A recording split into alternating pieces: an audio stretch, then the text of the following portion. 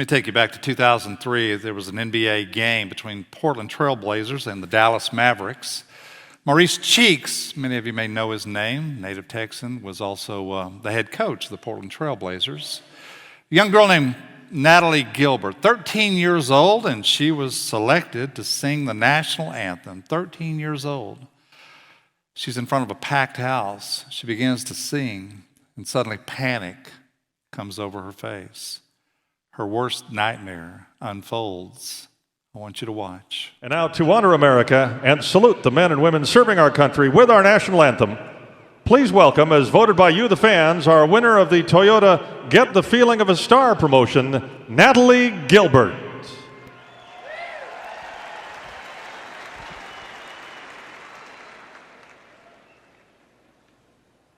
Oh, say, can you see by the dawn's early light what so proudly we hailed at the stars like stars?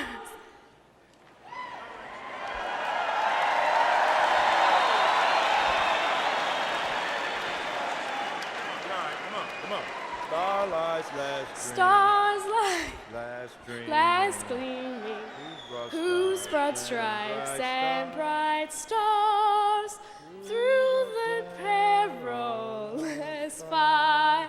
Oh, the ramparts we watched were so gallantly streaming, and the rockets red glare, and the bursting in air gave proof through the night that our flag was still there. Oh, say does that star-spangled banner yet wave? Oh, the land of the free and the home of the brave.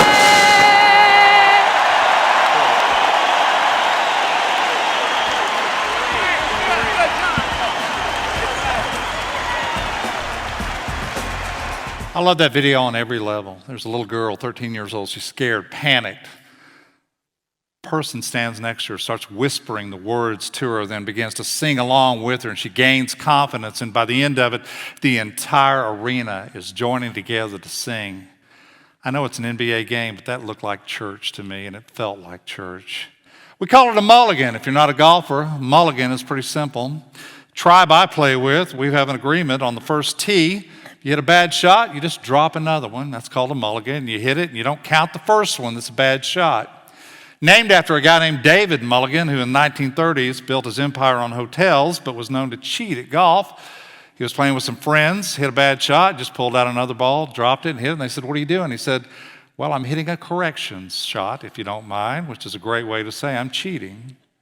Mulligan is what we call it, named after David Mulligan. What it means is, wouldn't we all like a redo, a second chance to do something over again? That's called grace, and it's heart and soul what is in the gospel. Because every single one of us have received a second chance in the course of your life. If I sat down and talked to you long enough, you would tell me, there was a time when it wasn't going well for me. I wasn't sure what the future held for me. It was a series of dark moments, or maybe poor choices, or confusion, uncertainty, anxiety, and then suddenly somebody showed up, wiped the slate clean, opened the door for me, showed me the door, encouraged me, picked me up, kept knocking on my door, making sure I would get out of bed, keep living, keep loving, all those things. Some things happen, and that's what happens when you get a second chance, and you never forget it. I've got a gentleman who's a friend of mine, one of the most successful, accomplished persons I'll ever know. And I always ask him, "How you doing?" He gets the same answer every time, "Better than I deserve." And I know what he means. If you think you get what you deserve, be careful. We get better than what we deserve. We don't always get what we deserve, thank goodness. And so he understands with a sense of humility what that actually means and how to live life as opposed to it. So 1 Peter is written to, he refers to them as exiles, meaning they're out in the middle of nowhere, surrounded by people who don't really share their own values. And he's trying to get them to understand that they're different, and they begin to have internal struggles, conflicts. Sound familiar? Every church does. And what he wants to do, and I love these lines, above all, meaning if you don't hear anything else, I'll say above everything else, love each other deeply, because love covers a multitude of sins. It means you're going to get a lot of things wrong in this world. So you might as well err on the side of grace. You're not going to be right about everything. You're going to wake up one day and realize you were wrong about a lot of things. Err on the side of grace. Hold to the fact that there's going to be a moment when you're going to learn something you didn't know at the time and you would have said something different.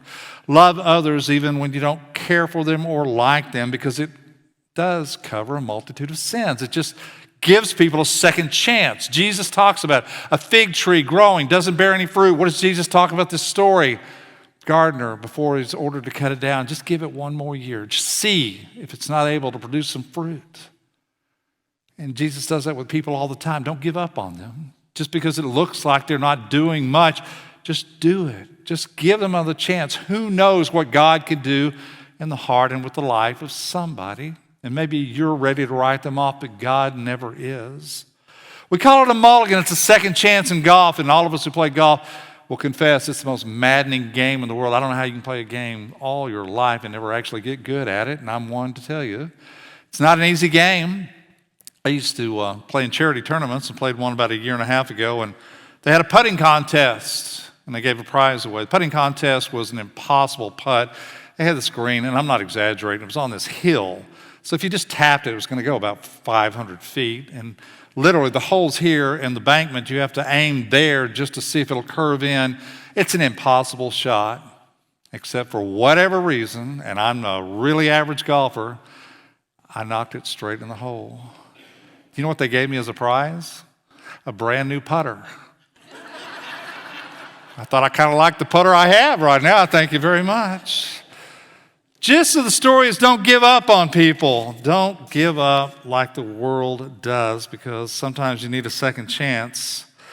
And a lot of times it's because we weren't ready when it was given to us early on. We were just too young, too stubborn, too naive, or we just weren't ready to acquiesce or relinquish control, and we just didn't understand what it was, and we maybe thought we'd always get a second chance, and we just weren't ready to receive it, and that just happens. One of the great lines in the Bible is when God's calling Jonah to go to Nineveh. What does Jonah do? He goes the opposite way, as far and as fast as he possibly can. And then I love the next line, and for the second time, God called Jonah, meaning, Jonah, I'm not going anywhere, and you are not either. You're going to go to Nineveh, and if it takes me 5 times to call you, it'll take me 5 times to call you to get you there. The idea that sometimes you need a second chance. So what do you do with a second chance? What's your response? When life hands you a mulligan, when you get a redo, a do-over, you get another shot at it, it's called grace. What do you do when you are the recipient of grace?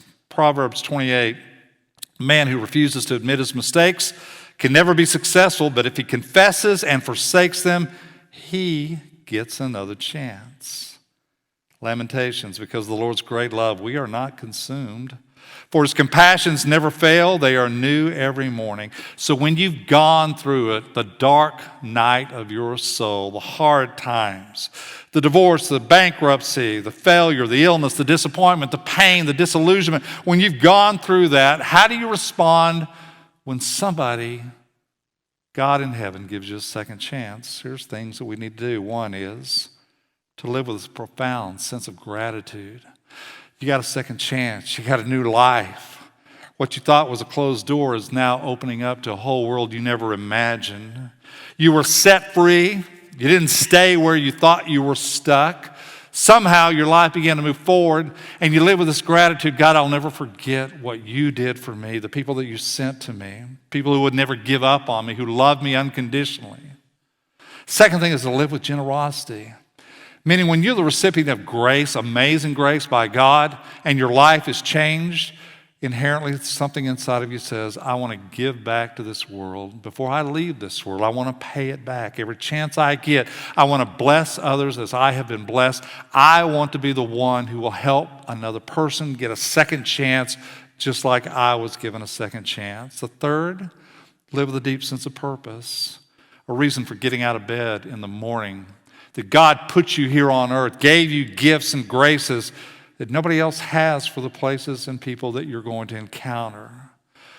Fourth is simply to repent and turn in a new direction, meaning to get a second chance means don't go back to the way you used to be. Don't go backwards, go forwards. Don't return to the life you once had.